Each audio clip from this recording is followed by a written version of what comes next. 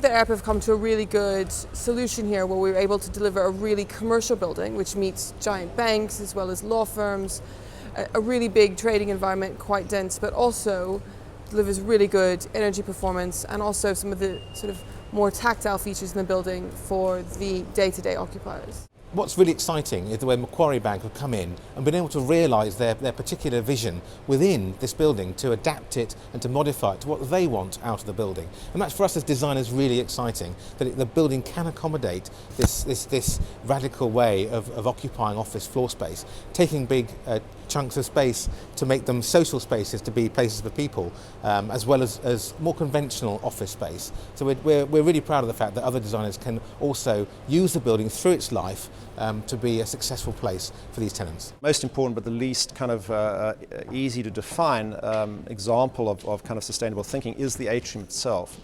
It's a way of connecting businesses where in a way you kind of avoid the silo effect of floors. It's been a major cause of reducing elevator usage, we think up to about 50%, and it's driving traffic that previously wasn't happening between people. And in the end of the day, the most sustainable organisation is the organisation that builds on itself and expands and extends itself in the most natural kind of organic way. One of the key things for us was around how we create a space that encourages collaboration and transparency across our businesses. So we wanted something unique and we wanted something that represented Macquarie, but in particular drove our staff members to think about how they operate in different ways and made the most of the space and environment around them. When Macquarie took the lease on these 6 floors of Ropemaker Place, the building was simply 6 conventional floors spread out over the middle of the building without any vertical connection between them.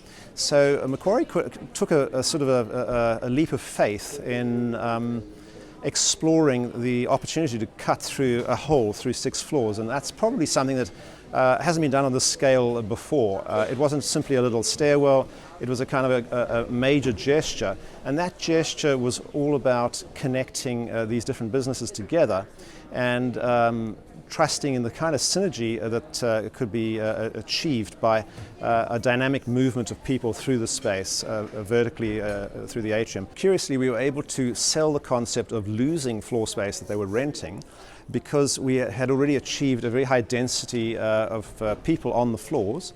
So particularly down on these lower 2 floors, you have trading groups that are operating at very, very high density. I think it's like 1 per 9 square meters or something like that.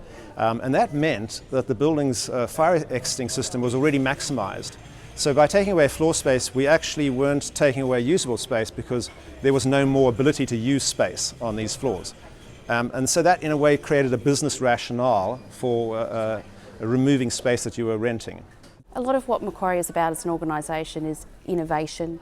We're looking at different ways of exploring new opportunities, about adapting to change, and I think that we see a lot of it in this space. The industry in finance is also about transparency, and I think that this does build an extremely transparent environment. The atrium is obviously a very unique feature of the building, and lots of landlords could be quite restrictive about taking such a bold step.